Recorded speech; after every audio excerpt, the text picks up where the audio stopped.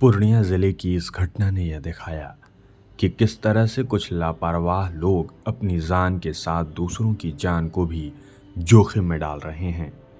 जालीदार टोपी पहने हुए कुछ युवकों ने कब्रिस्तान में मिट्टी देने के लिए अस्थायी और खतरनाक नाव का सहारा लिया।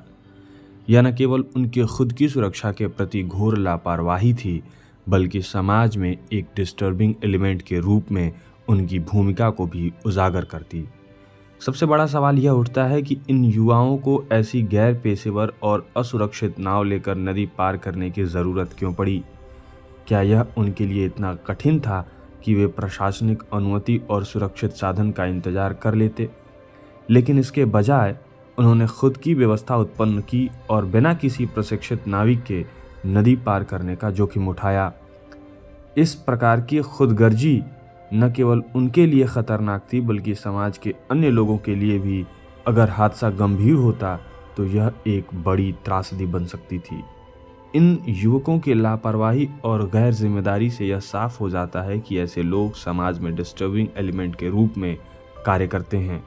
बिना सोचे समझे खुद की व्यवस्था बना लेना और दूसरों की सुरक्षा की अनदेखी करना यह दर्शाता है कि कैसे कुछ लोग अपने कामों में समाज को और भी असुरक्षित बना देते हैं।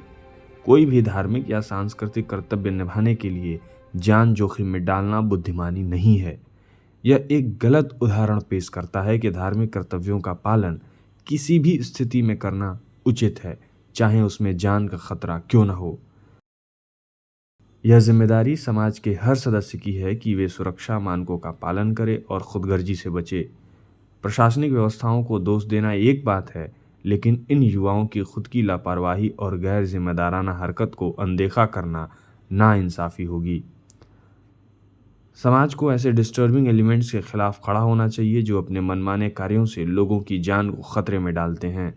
सरकार और प्रशासन को सख्ती से कार्रवाई करनी चाहिए और ऐसी घटनाओं को रोकने के लिए नियमों का पालन सुनिश्चित करना चाहिए।